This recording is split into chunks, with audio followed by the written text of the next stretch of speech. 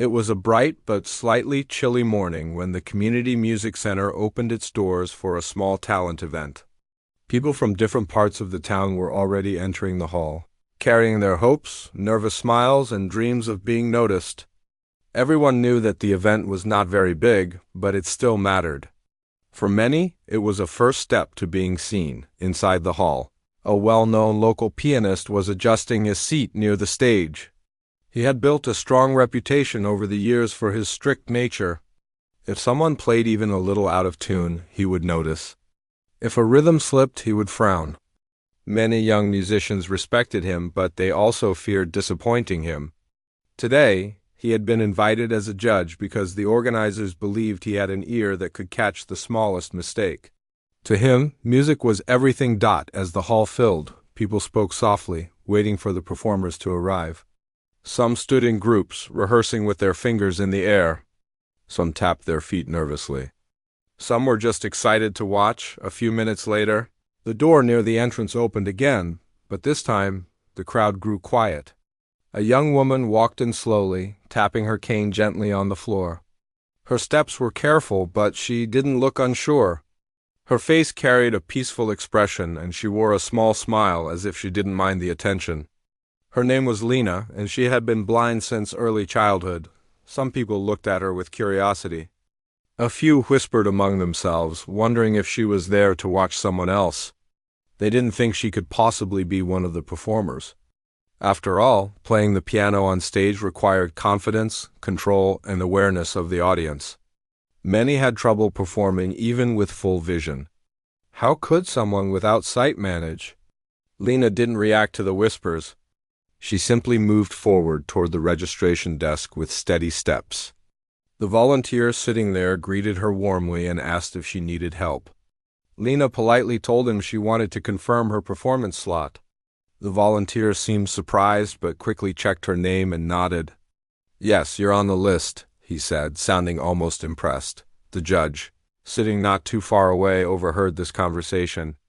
He turned his head toward her, studying her silently. His eyebrows rose slightly. He wasn't trying to be rude, but he felt confused.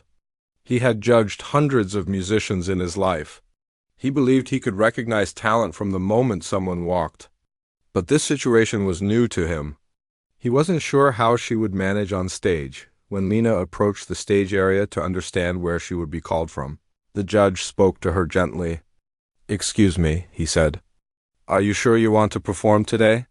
His voice was calm, not harsh, but filled with genuine doubt. Lena faced the direction of his voice and smiled politely. "Yes," she replied. "I've prepared for this."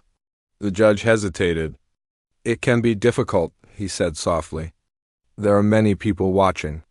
The lights, the sound, the pressure. I don't want you to feel uncomfortable." She held her cane lightly and shook her head. "I'm not uncomfortable," she said. "I've been practicing for years." Her quiet confidence surprised him. He didn't want to discourage her, but he couldn't stop himself from thinking she might struggle. In his mind, he imagined her missing notes, pausing too long, or getting confused. But he didn't want others to blame him later for not warning her. So he tried once more to make sure. "It's perfectly okay if you want to just listen today," he said. "There's no need to push yourself." The people standing nearby, who had been pretending not to listen, suddenly grew quiet. Some felt awkward, wondering whether the judge was being too cautious. Others wondered if he was right. They looked at Lena, waiting for her reaction, but she didn't seem offended. Instead, she smiled again. "Thank you," she said, "but I really want to play. Music is my comfort, not my challenge." The judge didn't know what else to say. Her voice held a calm strength he couldn't understand. He nodded and sat back, though he still felt unsure. He had heard many good pianists, but he had never seen a completely blind performer before. While the event continued, Lena sat on a chair near the stage, listening to the other performers. She didn't fidget or show any signs of nervousness. Instead, she seemed to be absorbing every sound in the hall. When someone played the piano, she tilted her head slightly, following the melody with an expression that made it seem like she could see each note in her mind. Her hands rested quietly in her lap, but every now and then, Her fingers moved as if they were playing along with the performer. The other musicians noticed this and couldn't help watching her. They wondered what she was thinking. Was she comparing herself to them?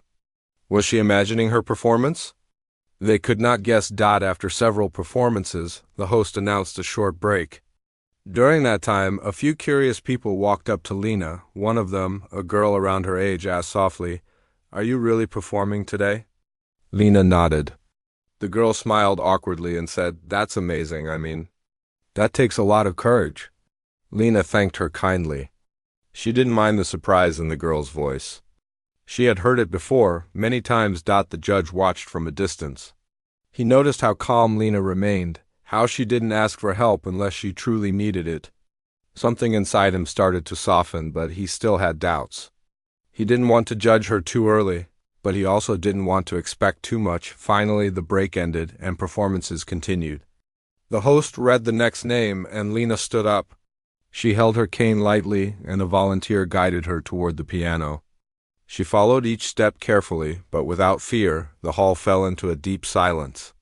Even those who usually talked during performances stopped.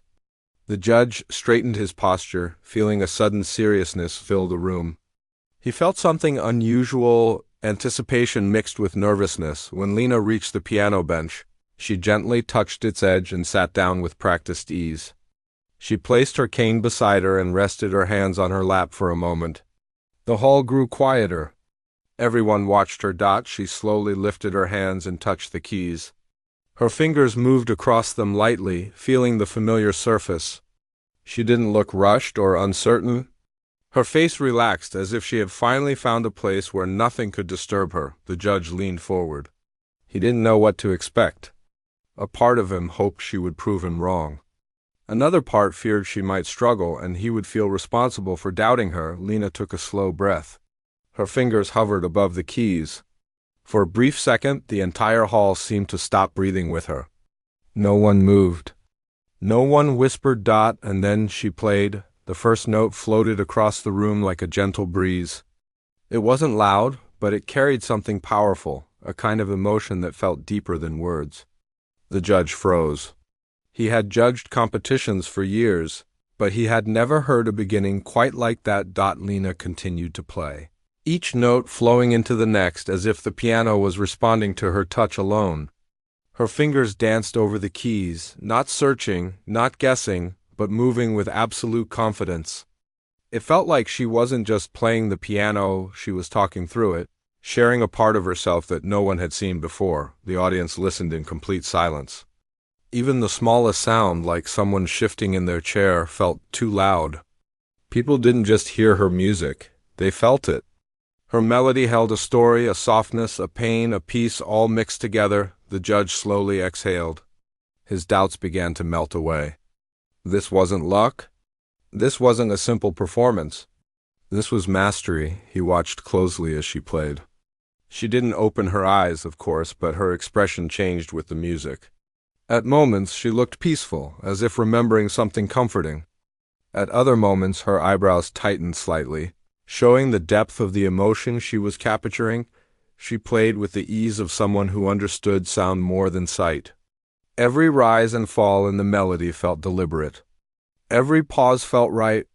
It was as if she had memorized not only the notes but also the feelings behind them. When she reached a gentle high note, someone in the audience gasped softly. Not from shock, but from being overwhelmed by the beauty of it. The judge looked at the audience and then back at Lena. He realized he had completely misjudged her. This wasn't someone who needed caution. This was someone who had lived with music long enough to make it her world. As her performance continued, the judge's heart grew lighter. He felt humbled, even embarrassed for doubting her at the start. But he also felt inspired. Her playing reminded him why he fell in love with music in the first place, not because of perfection, but because of emotion. Slowly, the hall filled with a warmth that only true talent could create. And as Lena reached the final notes of her piece, she brought the room into complete silence again. The music stopped. But the feeling, the idea, and single quotes everyone held their breath, waiting, almost afraid to break the moment. For a moment after the last note faded, the entire hall felt frozen. No one moved, no one whispered, and even the air seemed to stand still. It was as if everyone needed time to return from the place her music had taken them. Lena kept her hands resting lightly on the keys, not moving yet. She wasn't rushing to stand or waiting for applause. She simply sat there, letting the quiet settle around her, breathing slowly. Then, as if a spell had finally broken, someone in the back clapped softly. That one gentle clap was followed by a second, then a third, and within seconds, the entire hall filled with applause. People stood up, moved by what they had just witnessed.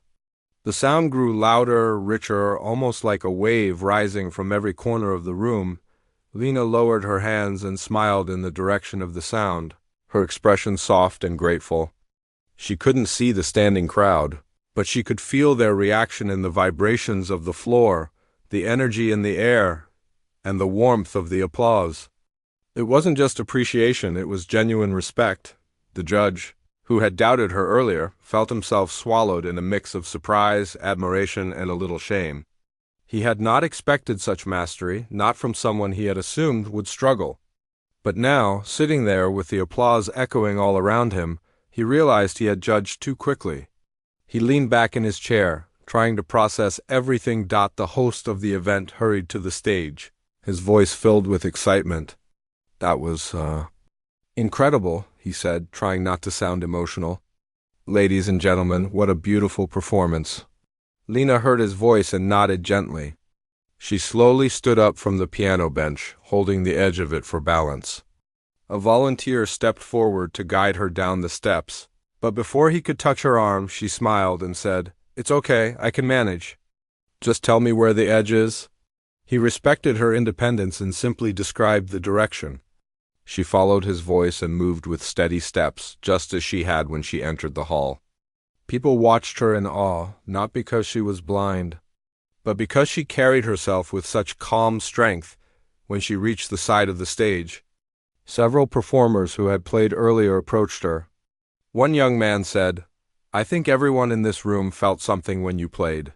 Another added, "Your music didn't just sound good. It felt like a story." Lena thanked them, her face lighting up with a grateful smile. She seemed genuinely touched by every word. Meanwhile, the judge remained in his seat, staring at the piano. He replayed her performance in his mind, the precision, the emotion, the way each note seemed to speak. He had listened to exceptional musicians before, but something about her playing felt different. It wasn't only technical skill. It was the way she understood music, as if it was woven into her soul. He stood up slowly and walked toward the side of the stage. He didn't rush because he wanted to choose the right words.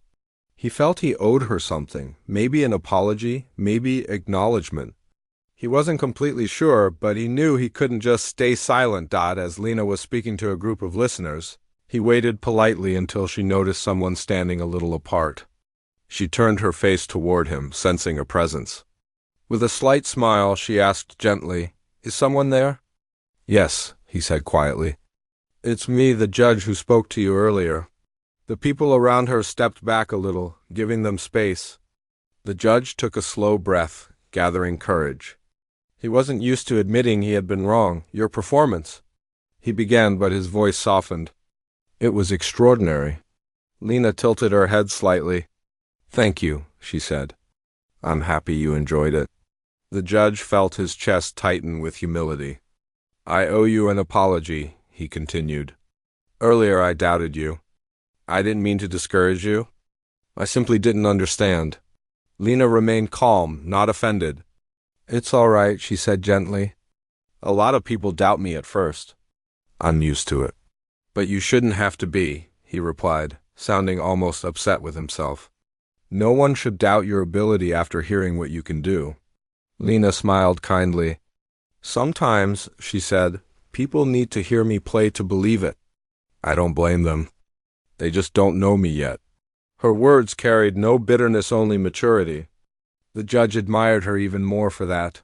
He had seen many young musicians who carried ego or sensitivity, but she carried confidence without arrogance. As they spoke, the next performer waited quietly backstage. But even he seemed more interested in listening to their conversation than rushing to take the stage. The judge asked, "How long have you played the piano?" Lena thought for a moment. "Since I was little," she said. "I couldn't see the keys, so I learned everything by sound. It took time, but once I understood how each note felt, I just kept practicing." Her voice had a peaceful rhythm, like she was sharing something precious. The judge nodded slowly. He couldn't imagine how much patience and effort that must have taken. "Your technique? Your timing? It's remarkable," he said. She laughed softly. "I made a lot of mistakes along the way. But every mistake taught me something, so I didn't mind." The crowd around them listened quietly. Some looked emotional without knowing exactly why. Maybe they were inspired. Maybe they felt guilty for assuming she couldn't do it. Or maybe her simple, honest way of speaking made them want to be better versions of themselves. The judge then said, "The way you express emotion through the music, that isn't something you can teach easily. It comes from a deep place." Lena nodded. "Music is how I understand the world," she said. "I can't see people's faces, but I can hear their footsteps, their tone, their silence. It teaches me how they feel. Maybe that's why the emotion comes naturally." Her words touched the judge. He felt a strange warmth spreading through him, a feeling of respect mixed with inspiration. Meanwhile, in the audience, many people were still talking about her performance. Some said they had never heard a piano played with such emotion. Others said they felt goosebumps when she hit certain notes. A few whispered that they wished they had recorded it. But the moment felt too sacred to interrupt with a phone. After a few minutes, the host announced they were ready for the next performer. But the audience seemed reluctant to move on. It wasn't that they didn't want to hear the others, it was just that Lena's performance had left them with a feeling. They didn't want to break too quickly. As she moved to a chair near the side, several children walked up to her. One little girl tugged gently at her sleeve and said, "I want to play the piano like you someday." Lena knelt slightly so she could be closer to her height and replied, "You can if you practice a little every day." The girl's face lit up with joy. Her parents watched with appreciation, touched by Lena's kindness, while she interacted with the children. The judge went back to his seat, but he saw everything differently now. He watched her talk, laugh, and encourage others. She wasn't just a talented pianist, she was a shining spirit who carried strength without showing it off. As the event continued, Lena sat quietly, listening to each performer with full attention. She didn't act like she had just shocked the entire hall. She didn't act like she was above anyone else. Instead, she clapped for each musician, nodding her head gently at moments she liked. At one point, the judge noticed that she reacted even to small mistakes in performances, not in a judgmental way, but with a soft smile, as if she understood how nervous they must be. She listened with an ear trained not only for music but for the feelings behind the sound. Then, something interesting happened. During one performance, a child in the audience dropped a small metal toy. It made a sharp sound when it hit the floor. Several people flinched or turned around. But Lena did something unexpected. She adjusted her rhythm of breathing for a moment, as if she had heard the interruption more clearly than anyone else. Even though she wasn't performing now, this showed how deeply she connected to sound. The judge noticed it too. He realized she had a sensitivity to sound that others didn't. She lived in a world shaped completely by what she heard. And because of that, her relationship with music was deeper than he had imagined. As the afternoon went on, people continued approaching Lena, thanking her for inspiring them. Some were musicians who said her courage gave them hope.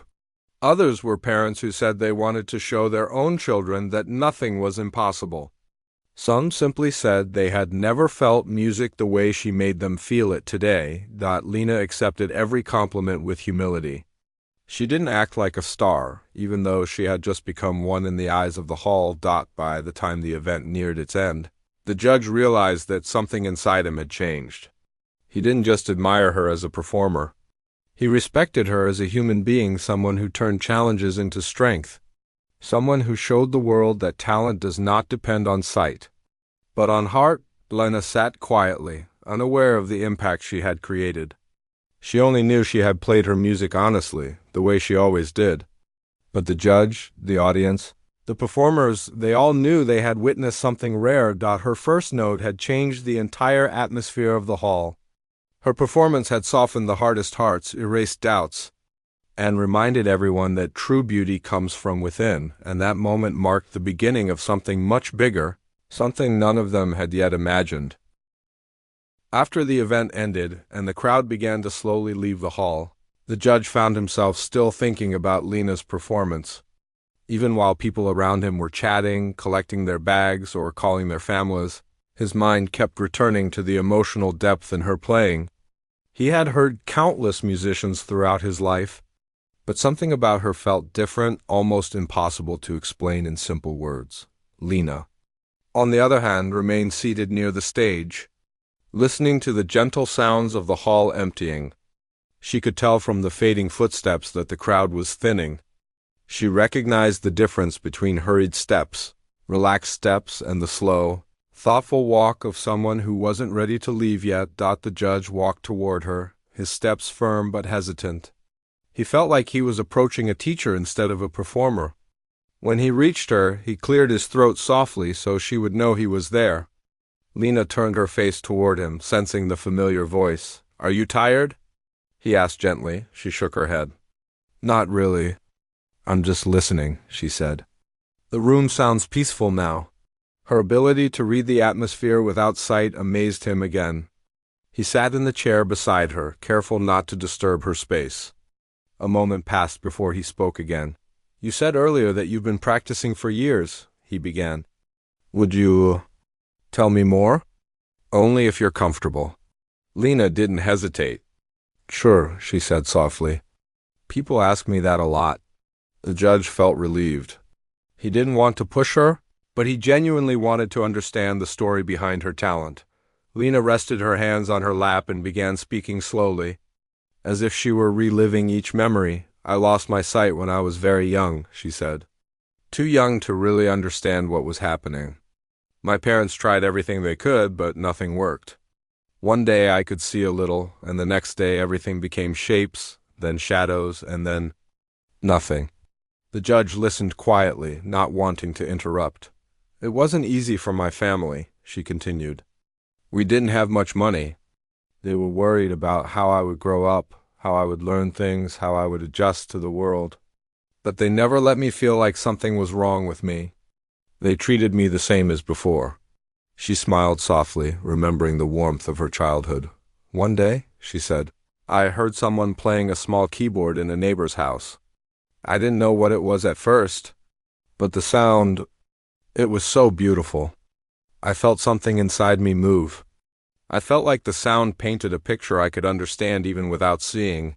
The judge leaned forward, imagining little Lena sitting in a room full of sound instead of colors. "I kept listening every day," she said. "Sometimes I would sit outside their window just to hear them practice. I learned the tune by heart. Later, my parents bought a used keyboard from a street market. It was old and some keys were loose, but it didn't matter to me. It was the first time I felt like I could create something on my own." Her voice softened when she said this. Even without sight, you could hear her eyes shine through her words. "The first time I touched the keys," she said, "it felt familiar, like I already knew how they should sound. I didn't have a teacher. I just listened and tried. Sometimes I played the notes wrong, but slowly I learned how each key felt under my fingers." The judge took a slow breath. He realized she hadn't just learned piano. She had discovered a completely new way of experiencing the world. "My parents couldn't afford lessons," Lena continued.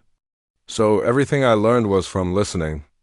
I listened to songs, performances, even sounds in nature. I tried to copy them. Whenever I heard water dripping or birds singing, or the wind moving through leaves, I tried to create a melody that matched the feeling." Her words painted a picture even clearer than sight. "Eventually," she said, "I learned how to memorize whole pieces just by listening to them again and again. But it wasn't just about the notes. I memorized the emotions. That's what made playing easier for me. Once I understood the feeling behind a piece, the fingers moved on their own." The judge felt his throat tighten. Her explanation made complete sense. That was why her performance felt different, because she wasn't repeating notes. She was expressing emotions she had lived. "Did you ever feel frustrated?" he asked after a moment. "Oh, many times," she admitted with a small laugh. "There were days when the melody wouldn't come out right, when the timing felt off, or when I thought I'd never improve. But even when I was frustrated, I loved the piano. It was my friend. I couldn't walk away from it." The judge admired her honesty. Many musicians hid their struggles, but Lena embraced hers. "As I grew older," she continued, "people started noticing my playing. Some would say kind things, others doubted me. A few said I only sounded good because people felt sorry for me." She paused for a moment, letting the words settle. "But I knew why I played," she said quietly. "I didn't want sympathy. I just wanted to share the music that lived inside me." The judge didn't speak. He didn't trust his voice not to betray the emotion he felt. "After some time," she went on, "I started performing in small community events. Nothing big, just gatherings, school programs, neighborhood shows. Sometimes people were amazed, sometimes they were unsure how to react. But every performance taught me something new." Her tone remained gentle, but there was strength behind it. "And today," she said, "coming here was another step. I was nervous, but I wanted to try." "You didn't sound nervous," the judge whispered. "I was," she admitted, smiling. "But I've learned that nerves are just part of being human. I can't see the crowd, but I can feel their energy." And today the room felt strong. The judge nodded slowly. He realized that Lena didn't see the world with her eyes. She saw it through sound, emotion, rhythm, and instinct. "Your music," he said softly, searching for the right words. "It didn't feel like something someone learns. It felt like something someone becomes." Lena looked down, touched by his words. "Music is my world," she said. "It's how I understand everything." The judge felt humbled. He couldn't believe how much wisdom she carried in her gentle voice. For a moment, neither of them spoke. They simply sat in the quiet hall, which still held the warmth of her performance. Finally, with a deep breath, the judge said, "I want to help you." Lena turned her face toward him, surprised.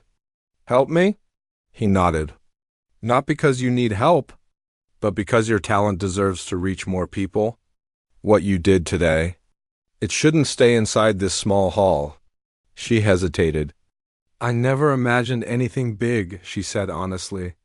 "I don't know how far I can go." "That's the point," the judge said with conviction.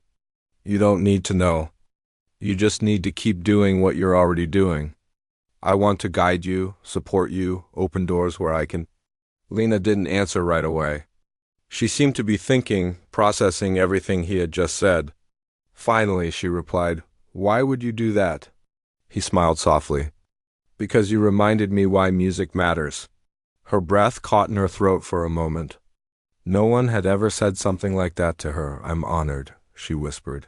"You shouldn't be," he said. "I should be grateful. You changed something in me today." Lena felt her heart warm.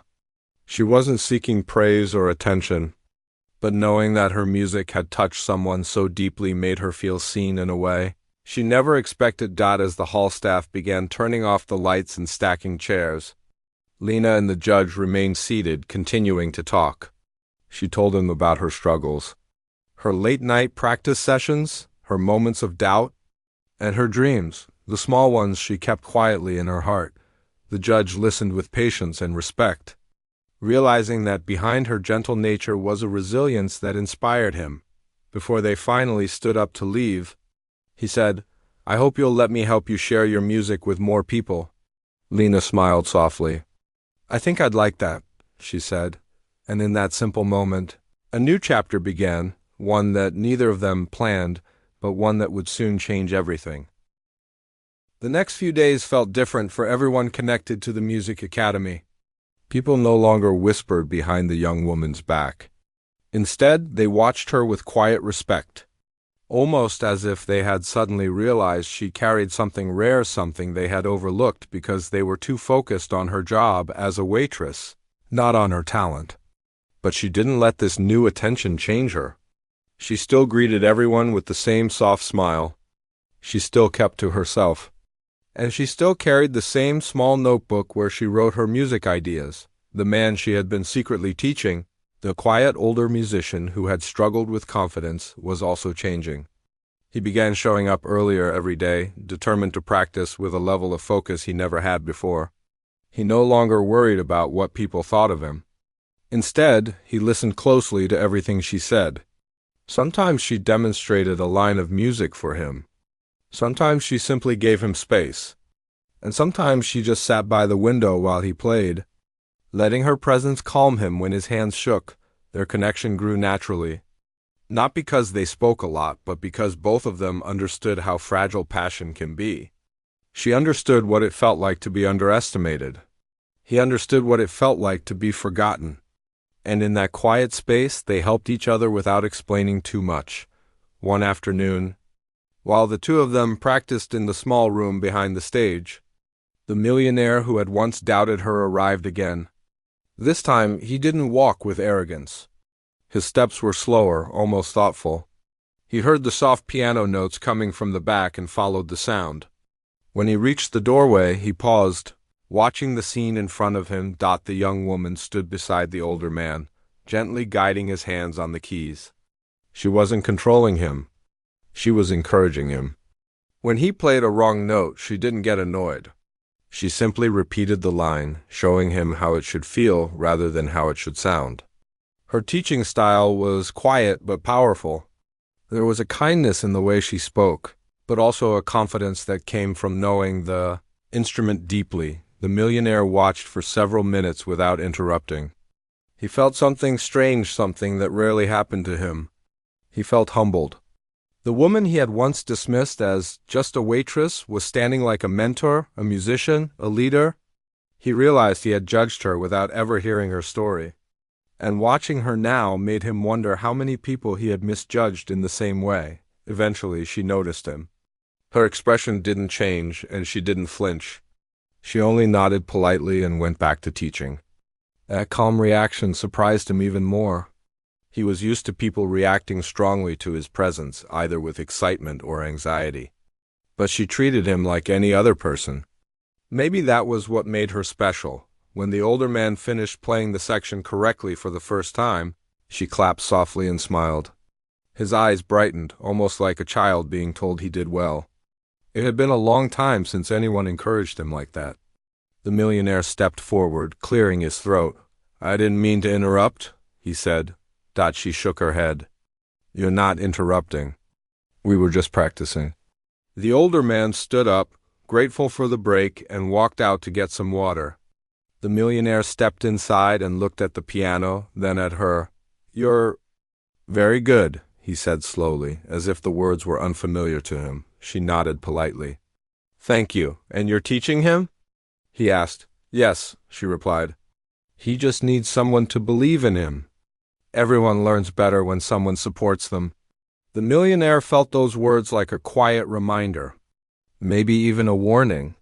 Support was something he had forgotten. How to give after years of focusing only on results. He took a seat on the chair near the piano.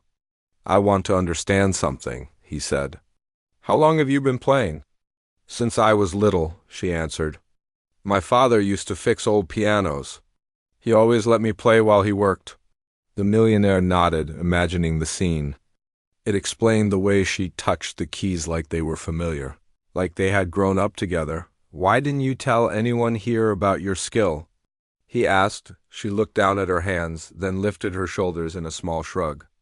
"People don't always listen.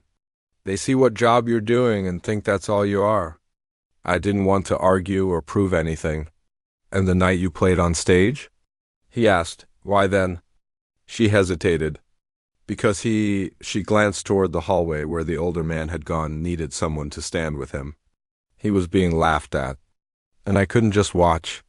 The millionaire felt his chest tighten slightly. Her answer wasn't about pride. It wasn't about impressing anyone. It was about helping someone else. That's what made her different. He leaned back in the chair, thinking for a moment. "I judged you wrong," he admitted quietly. "And I'm sorry." She didn't smile. She didn't make him feel better. She simply nodded, accepting the apology without giving it too much weight. It wasn't forgiveness meant to comfort him. It was simply acknowledgement, the kind that said she had moved on and didn't need to hold on to anger. The older man returned and the millionaire stood up. "Would you allow me to watch?" he asked. She looked at the older man, letting him decide. After a moment, he nodded shyly. So the millionaire sat down again, this time silently observing as they continued their practice. Over the next weeks, the small room behind the stage changed into something new. It became a meeting point of three very different people who somehow understood each other through music. The young woman continued guiding the older man, helping him gain confidence and control over his playing. The millionaire visited often not to interfere, but to learn. Sometimes he asked questions about technique. Sometimes he just listened. And sometimes he quietly brought food for all of them, placing it on the table without making a big deal about it. The academy staff began noticing these visits. At first they were confused. Why was the millionaire spending time with a waitress and a struggling older musician? But when they heard the music coming from the practice room, they understood something important was happening, something more meaningful than skill or status. Something personal. As the older man improved, the young woman began preparing a small piece for him, a simple melody she had written herself. It wasn't complicated, but it had emotion. It had warmth. It carried the parts of her story she never spoke about. When she first played it for him, he closed his eyes and listened. Then he looked at her with a quiet determination. "I want to perform this," he said. She raised her eyebrows. "Are you sure? It's your first time performing something alone." He nodded. "If you believe I can do it, then I want to try." The millionaire watched the exchange with pride. He had seen the older man change completely because of her. And he had seen himself change as well. The performance was scheduled for the end of the month. A small event. Nothing grand. But to them it felt important. The older man practiced every day. The young woman guided him gently. And the millionaire made sure everything he needed was provided quietly, without drawing attention. On the evening of the performance, the small hall filled with people. Some were students. Some were teachers. Some were curious visitors who had heard rumors about the transformation of the older man. The millionaire sat in the back row, surprisingly nervous. He kept watching the side of the stage where the young woman stood, giving last-minute reassurance to the older man. When his name was announced, he stepped onto the stage with trembling hands. But when he looked toward her standing calmly near the curtains, he relaxed. She gave him a small nod, just enough to remind him that he wasn't alone. He sat at the piano, took a deep breath, and began playing the piece she had written. The notes flowed softly at first, then grew stronger, carrying emotion through the hall. People leaned in, surprised. This wasn't the same man they had mocked before. This was someone who had found courage. When the final note faded, the hall stayed silent for a moment. Then applause rose like a wave. The older man lowered his head, overwhelmed. He looked toward the young woman, who smiled proudly. And then he looked toward the millionaire, who applauded with genuine respect in his eyes. After the performance, people gathered around the older man, praising him, congratulating him. But he stepped aside and walked toward the young woman. "Thank you," he said, his voice shaking. "You did all the work," she replied. The millionaire joined them. "You changed him," he said to her. "And you changed me." She shook her head. "Music did." He smiled because he knew she was being humble. The truth was, she had been the bridge. She had been the guide. And she had been the reason everything shifted. The event ended. But something bigger had started. Something none of them planned, but all of them needed. The millionaire approached her with a gentle voice. "I want to offer you something," he said. "Not because I feel guilty, but because I finally understand your talent." She listened quietly. "I want you to join the academy," he continued. "Not as staff, as a teacher." Her breath caught. For the first time she looked unsure. "Me? A teacher?" "You already are," he said softly, and at that moment everything felt right. Not because it was the end of a story, but because it was the beginning of a new one she finally deserved.